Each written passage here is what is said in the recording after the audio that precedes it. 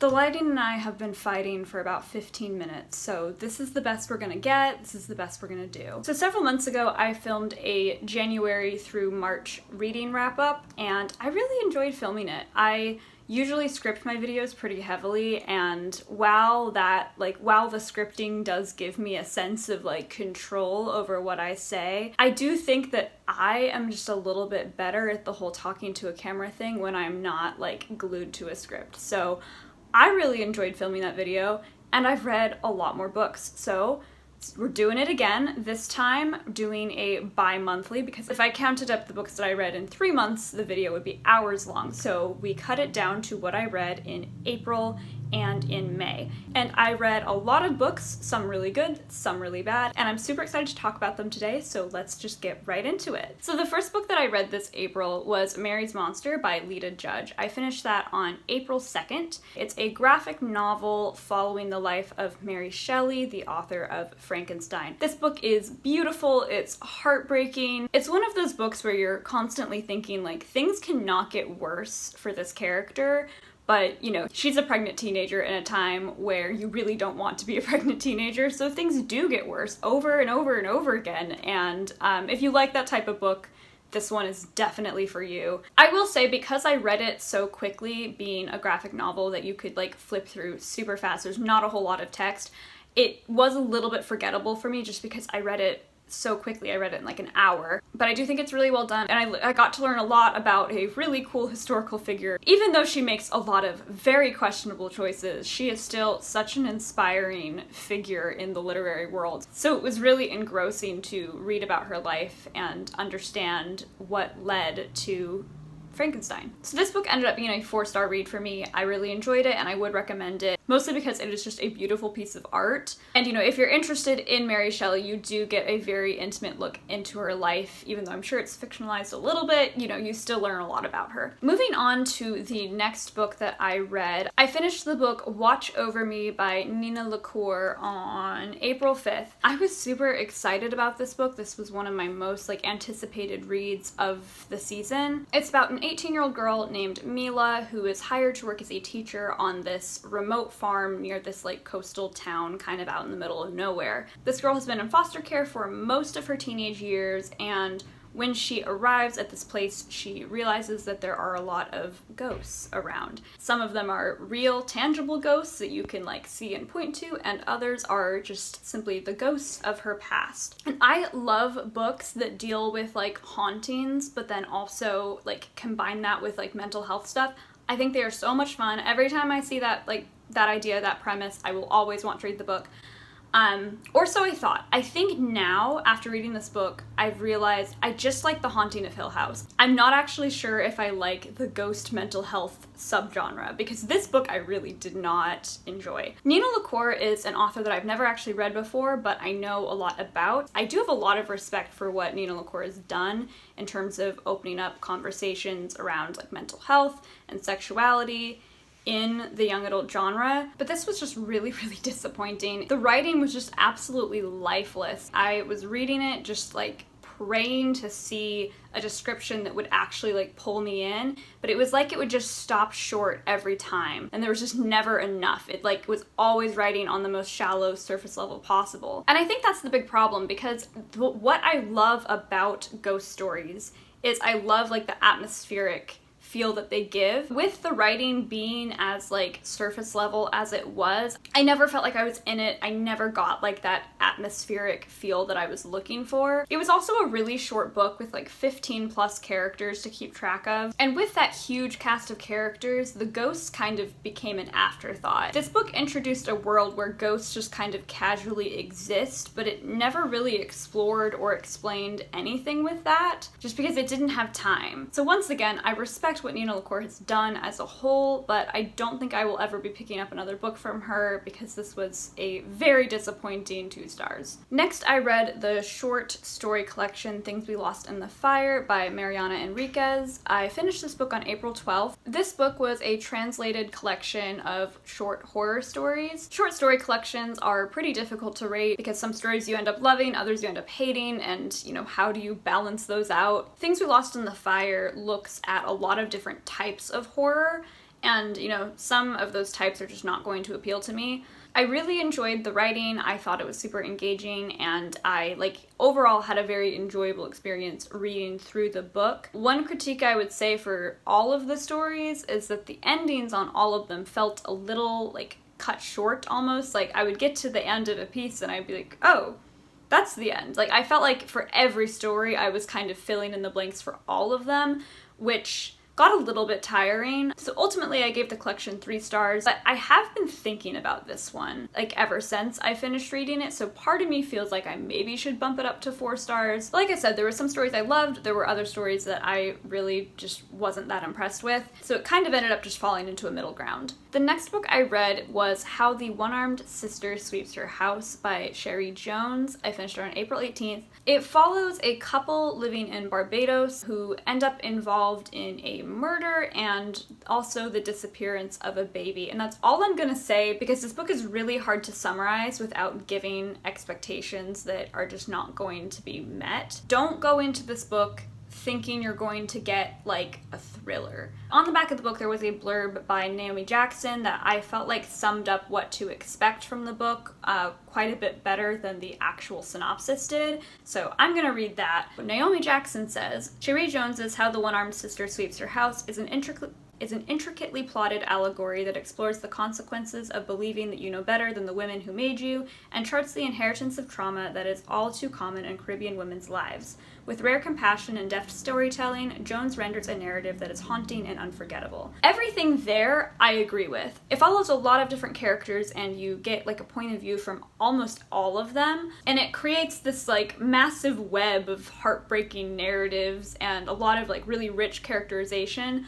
However, I don't really agree with how it was marketed, but at the same time, I don't really know how I would market it other than just stamping that blurb on the front cover of the book and being this is what you should expect. It is exactly what Naomi says it is. I went in expecting it to be sort of a thriller, but also a discussion on race and class divides, and those elements do exist, but it's just not really the story that you're going to get. While I do think Cherie Jones does all of the things that were mentioned in that blurb, and she does them beautifully, the plot kind of meandered around a bit, and it was really difficult to keep reading because there just wasn't a whole lot of incentive to do so. Without spoilers, you pretty much know the truth about everything the entire time. You're just waiting for other characters to put the pieces together, and it's not done in a very engrossing way. So this book really did kind of fall squarely in the middle, because I feel like I had just as many pros as I did cons with it, and it ended up giving expectations that just couldn't really be met due to the fact that the book just wasn't what people were saying it was. The next book I read was Then She Was Gone by Jewell. I finished it on April 22nd. It didn't take me that long to read, and I read most of it in one day, even though I had other things to do. One positive I will attribute to this book is that once you start reading, you don't really want to stop. There is this girl named Ellie who goes missing when she's about 15 years old, and 15 years later they find her remains. So she is deceased. We find this out very early on in the book. It is not a spoiler. We're following her mom as she's kind of dealing with the trauma and grief of losing a child in a very unexpected and, still mysterious way because they don't know what happened to her. But after Ellie is buried and they finally get the closure of knowing that she's been dead for many years, her mom, whose name is Laurel, I believe, ends up meeting this man named Floyd who has a young daughter who reminds Laurel a whole lot of her, there's a very loud car going by, deceased daughter. Now my feelings on this book are a little bit difficult to articulate because in a lot of ways what I'm about to say goes against everything I always say when reviewing books. I'm one of those people that gets really irritated when other reviewers hinge everything on whether the book was predictable or not. I hate when people do the whole it was predictable, therefore bad. I'm not a fan of that because I've read so many books where the entire point has been to be unpredictable and they always end up being stupid. I will take a slightly more predictable mystery over something that just straight up doesn't make sense any day. So when I was writing my 2-star review out for this book, I had to really hold myself back from saying the exact phrase that bothers me in other reviews so much, which is, this book was just way too predictable. And I'm going to dive right into spoilers if you hadn't already figured it out. The daughter of the guy that she's dating is her daughter's daughter. Shocking. Already, just from like the jacket sleeve of the book, you can kind of see where they're going with it. But this book is essentially the author running up to you, telling you the entire plot in like the first 2 chapters, and then like running away and expecting you to be surprised once you get to the ending and all of that's actually revealed. It's not a surprise. We knew about this the entire time because there's just no... There's a piece of hair. There's a piece of fluff flying around my face. There's just no subtlety to how any of this is done. It's like you're being hit in the head over and over and over again with, you know, what's supposed to be a plot twist. And the thing with my whole stance on like a predictable book does not make a bad book is that it only works for certain genres. In the thriller genre, predictable is a little bit worse than like in the romance genre, where like, yeah, it's predictable, they're gonna end up together. That's the whole point, that's why we're here. Like in the thriller genre, you are expecting a couple of twists and turns. I'm not somebody that needs it to be like insane. I don't need to like constantly have my mind blown. But if you're being marketed as a thriller and like you're just going to tell us everything in like the first couple of chapters, why are you even here? Like, what do you think the thriller genre is about? And the reason I gave this a 2-star and not a 1-star is A, super easy to read, you can read it in a day, you don't want to put it down, and also B, I think that it is relatively well written. I don't think that it is a poorly written book, it just should not be a thriller. This book does have good reviews, but I am a little confused because I don't know who it's pleasing. If you're going into a book wanting to see, like, a mother dealing with the loss of her child, there's a lot of women's fiction out there that deals with that sort of thing. If you're going into this book really looking to like be shocked by like the thrillery aspects and like, you know, you want to go into a book and like put all the pieces together and all that, this just doesn't do either of those things. It just kind of awkwardly sits in the middle and wants to be a thriller without actually doing any of the thriller stuff. My other major gripe with this book, and after that I will just move right along, it really, I think, should have been a novella and not a novel. There's just a whole lot of fat that needs to get trimmed from this book. There's a lot of characters that we don't need. There's a lot of time spent on things that end up being kind of meaningless. And not even in like a red herring way, just like a genuine, like, what is the point of this entire interaction that we're having right now? I think as a novella that is presented less like a thriller and more like a, hey, look at this horrible thing that happened to this poor girl, and, you know, look at how the mother dealt with it afterwards, I think it would have been a good book. It just tried to fit into places that it didn't belong. This one was just a huge disappointment, and I only gave it 2 stars.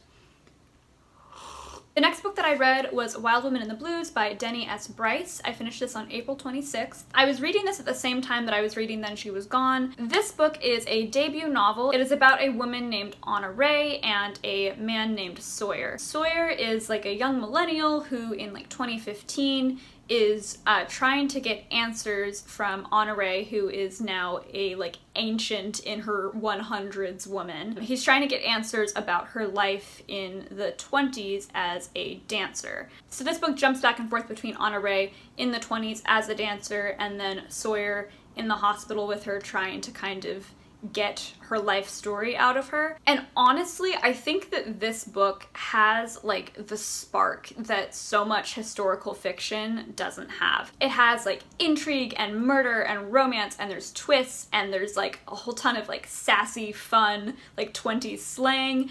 It's just such a good time. I had to like pace myself with it because I was reading 2 other books at the same time, and I wanted to read this book all the time, but I had to just be like, no, okay, we're gonna take a break from this one, we're gonna go to the other ones, give them a chance. This book is just so much fun. I really, really enjoyed it, and I'm super excited to read more from Denny S. Bryce because, like I said, this is a debut novel, and I think it's just fantastic. I gave it 4 stars, and I'm trying to remember why it wasn't a 5-star. I think it was because it felt a little bit long-winded in a couple of different places throughout the book, which made me lose interest a tiny bit.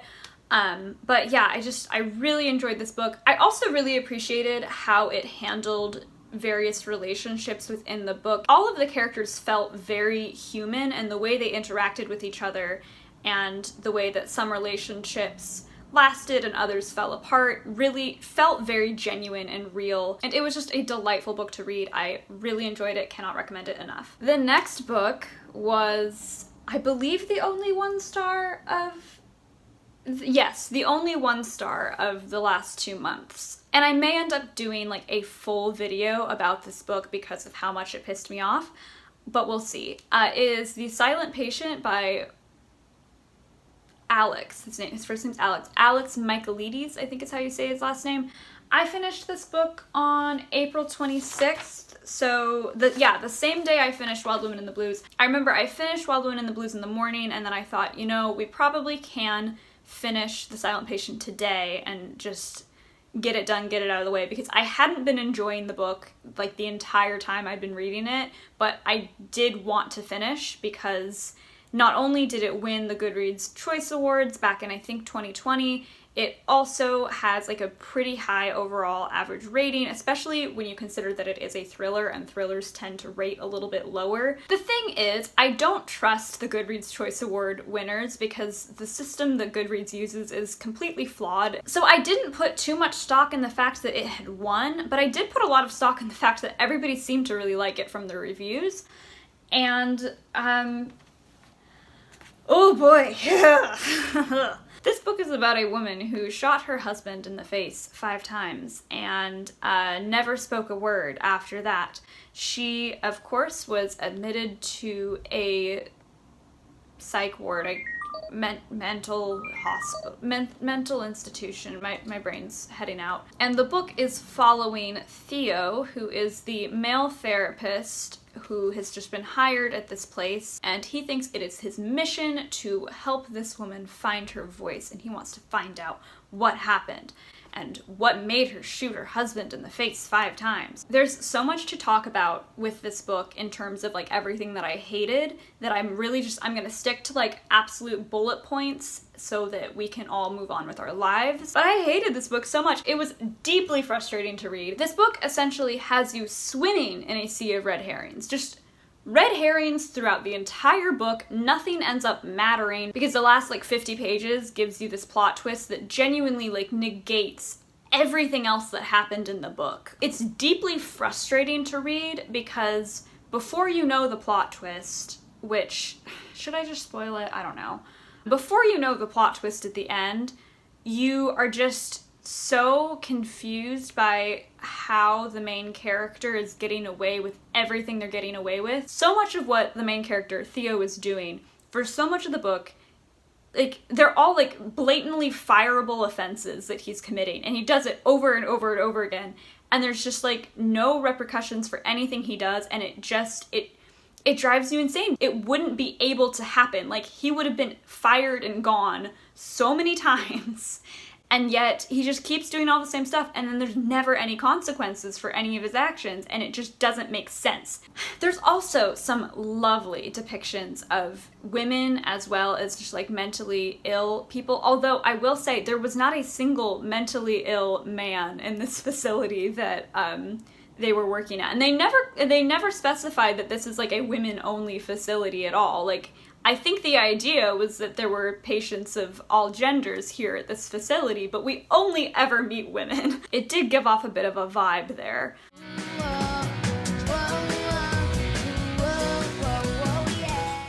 It was just not pleasant to read at any point. I was just angry the whole time. And like, maybe you're thinking, okay, well maybe you just don't like this type of book. That's absolutely not true, because one of my favorite books of all time is Alias Grace by Margaret Atwood. Alias Grace follows like a very similar plot line where we've got a woman who's committed this really violent crime and hasn't really said a whole lot since, so nobody really knows why she committed this crime. No one knows what her motive was or what she's thinking now. And it also follows a male therapist who comes in to try and kind of piece together what all happened, why she did what she did. It does all the same stuff, except Alias Grace is so much better in every conceivable way. If you're thinking about reading The Silent Patient, I would say don't read Alias Grace instead. It runs circles around the silent patient and you won't be angry when you read it. Alex Michaelides is coming out with another book this year called The Maidens, and I will not be caught dead reading that book. The silent patient pissed me off way too much for me to ever give this guy another chance. And from the sounds of it, The Maidens sounds really, really similar to The Silent Patient, so no, we're done. We're done, Alex. So after The Silent Patient, I needed to get the bad taste out of my mouth, so I reached for a YA book called Prepped by Beth Mangle. I finished this book on April 29th. It only took me about 2 days to read, and I am so happy to say it, YA can have rights again. The last YA book that I read, I believe, was Words in Deep Blue, which if you saw my last video, you know I really did not approve of that book. Words in Deep Blue and I had our own words, and they were not pleasant words. I just really did not have a good time with that book. Oh wait, no, I read Watch Over Me earlier this month, or like earlier in the month. So yeah, but that wasn't a good YA book either. So we were on a bad path with YA in general, and I was losing my faith. But Prepped by Beth Mangle was so fun. It is about a girl who grew up in a doomsday cult, and she ends up making a plan with her like arranged boyfriend / eventual husband to escape the cult together. And like I said it before, I'll say it again, YA can have rights again. This book made me remember why YA is like worth it to read. It had like everything that I enjoy about YA. It has kind of an over-the-top premise. It has very like unfinished but still like enjoyable characters. And it's just generally like a fun time. Like you go into it and you just have fun, even though like this book does try to grapple with some like heavier stuff, and like I think that if I read it when I was like 16 or 17, it would like hit me as like a heavier book, but I just had such a fun time with this one. Like I really, really enjoyed it, and I gave it 4 stars because at times I did feel like it got a little bit juvenile, but hey, it's the young adult genre. That's purely an assessment of like my own personal taste. Fingers crossed that Miss Beth Mangle does get a second book deal, or a third or fourth, or you know, whatever. I'll read all of them. I really loved this book. Continuing on with like our good book streak, the next book I read was The Dutch House by Ann Patchett. I finished this book on May 5th. It took me a while to read. This book is kind of like a modern Cinderella, but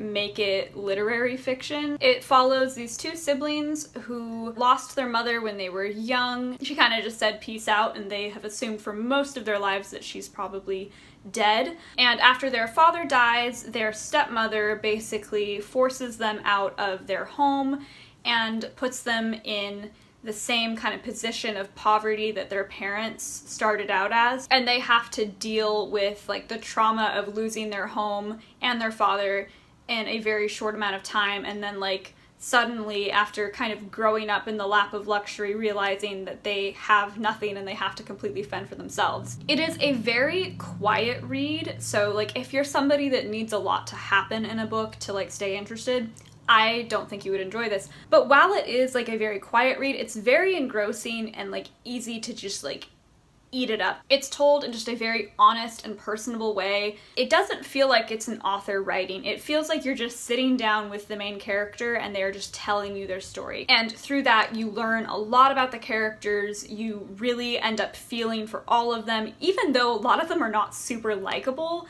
They feel very real. I gave this 4 stars. The only reason why it wasn't a 5, because it was very, very close. It didn't quite know when to end. The last like 30 to 40 pages, I was like, all right, wrap it up. We're done. Take a bow, take your exit. It's time to leave the Dutch house and move on to bigger and better things. But I really enjoyed this book, and I definitely will read more from Ann Patchett in the future, because this was the first Ann Patchett book that I've ever read, and it was a really enjoyable read. The next book that I read was Perfect Days by Rafael Montes. I finished this on May 6th. So the day after I finished The Dutch House, I picked this book up, read it cover to cover in one night. Like, I didn't move off of the couch. Like, I opened it and we were on our way. It follows a socially stunted med student named Mateo, and Mateo falls for a girl named Clarice, who is writing a screenplay about a road trip. This, you know, now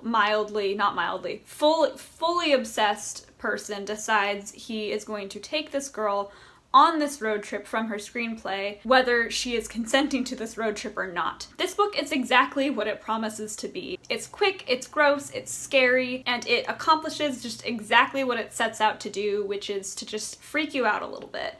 I gave this 3 stars. I don't know if I would necessarily read like more from Rafael Montes, because as much as I did like have a good couple of hours with this book, I don't know, it didn't feel super unique to me. But if you're looking for just a quick, disgusting read, you know, this is the perfect book for that. And I would sparingly recommend it to the people that like the dark, gross kidnapping stories. The next book I read was Who is Maud Dixon by Alexandra Andrews. I finished this book on May 9th. This book follows an absolute narcissist named Florence Darrow. If liking the characters is a requirement for you to enjoy a book, this is not the book for you. So this absolute narcissist has completely torpedoed her life, and after doing so, she is hired as an assistant to this very famous author who works under the pen name Maud Dixon. The 2 women decide to go on a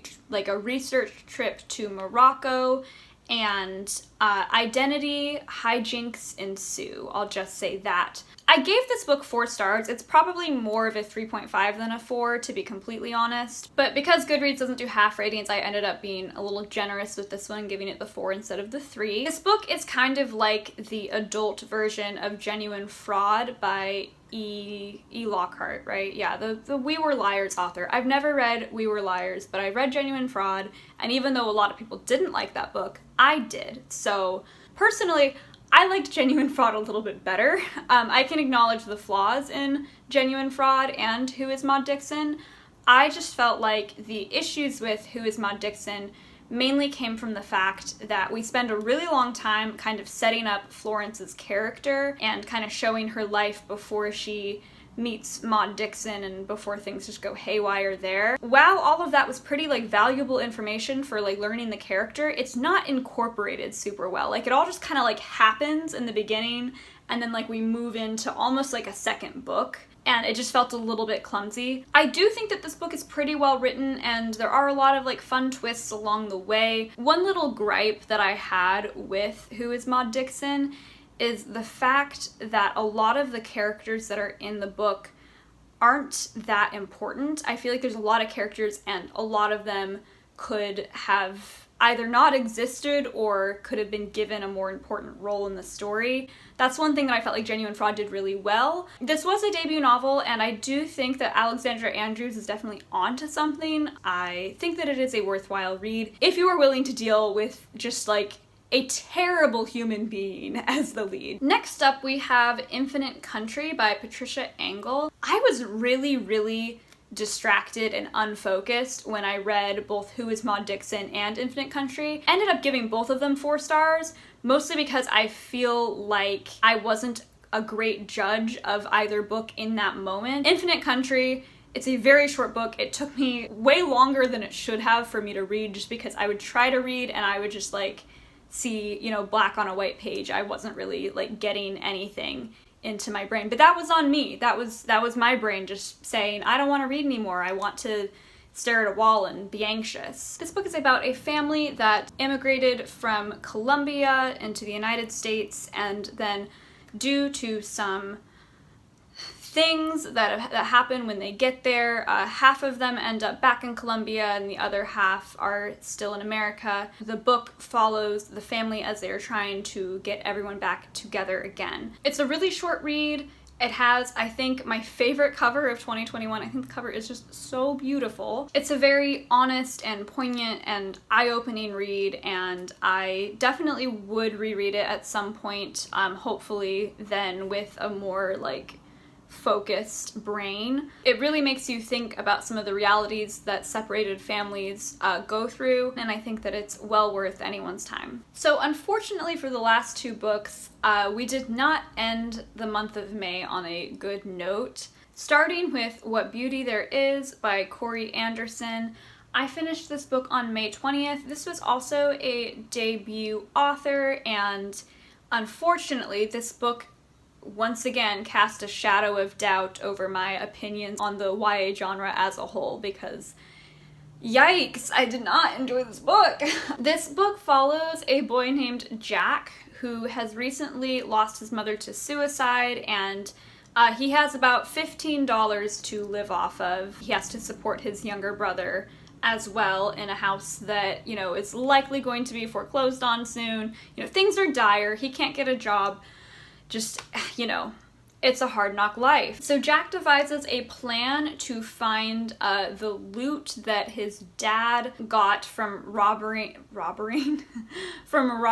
I believe, a jewelry store. The money, which I think ended up being like $3 million, was never recovered, and Jack is determined to be the one to find it so that he can survive. Unfortunately, the father of our female protagonist slash love interest was Jack's dad's partner in crime, and he is very upset that he was not given the location of this money before Jack's father went to prison. So while Jack is looking for this money, the love interest's dad is hot on his heels trying to find him. And like, I don't have any problem with that premise. And I even was like pretty down with like the concept of like falling in love with like the daughter of the enemy. I thought that was cool. I can say objectively this book is probably not that bad, but subjectively, I absolutely could not stand the writing style. It was so unbelievably irritating. And I have a hard time like calling the book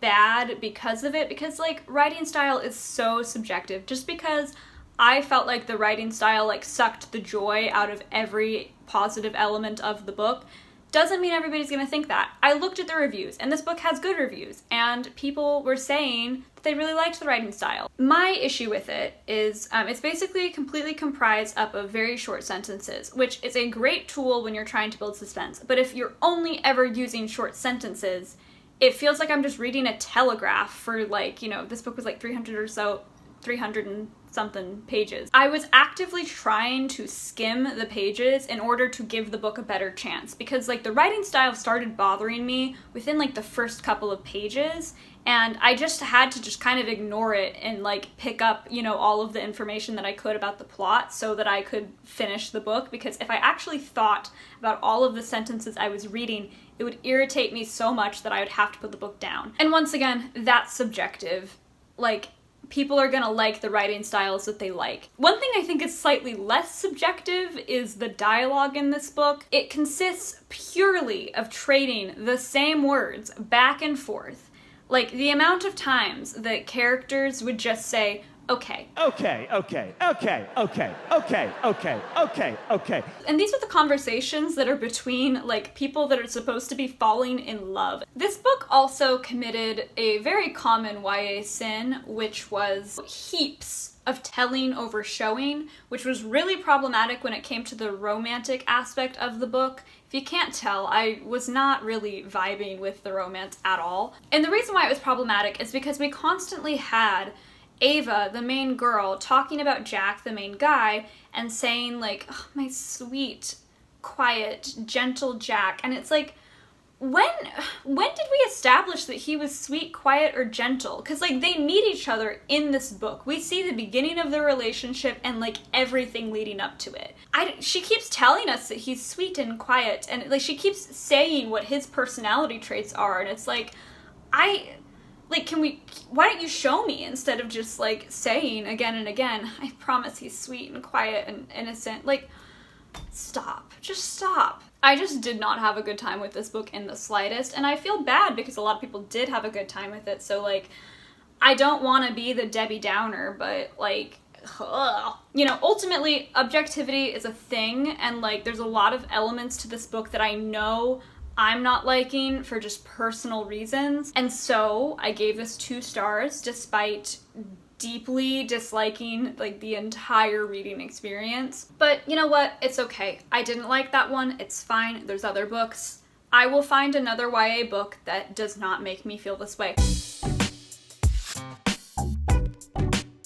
Now, the last book that I'm going to talk about today is Salt by Hannah Moskowitz. I finished this book on May 22nd. It was the oldest book on my TBR, so yay, knocked off a book that has been sitting on my TBR for literally years. This book is about a group of siblings who fight sea monsters together, and their parents, who went off to fight a sea monster like a year ago, have gone missing. Even though I'm not too keen on the fantasy genre, I like a good sea monster, so I was very willing to pick up kind of this pirate-esque fantasy novel, even though I knew that the reviews for it were not great. And the reason why I was willing to kind of go through with this book even after seeing some of the bad reviews is because a lot of people kind of said this is more a book about the relationships between the siblings rather than actual sea monsters. And I was like, I like family drama, I like sea monsters.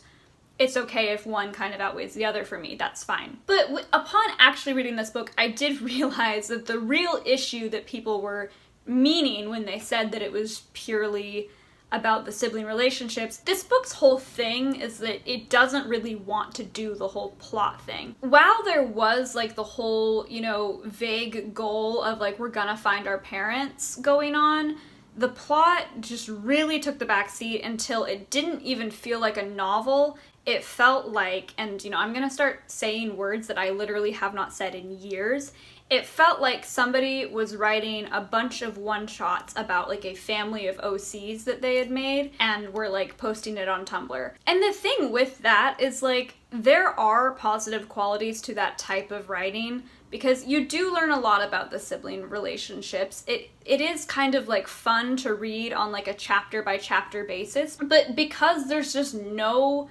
plot gelling everything together, you're just kind of wading through this world with these characters, kind of wondering what the point is. The climax of this book was absolutely painful to read because, as I said, throughout the entire book, plot was really taking the back seat, but there were times when you felt like it was more present than others, and when we got to the end of the book, you could tell the author realized, shoot, I'm going to have to write a climax. I'm gonna have to resolve everything. I'm gonna have to do all of the book things, And you could tell they just were absolutely dreading writing that because it is so rushed and so soulless. I could feel the pain of every word that this author typed. I could just feel it in my gut. It was so clearly just the most resented climax I've ever read. So my ultimate verdict on this book, which I ended up giving 2 stars because subjectively a little bit more fun and enjoyable than What Beauty There Is,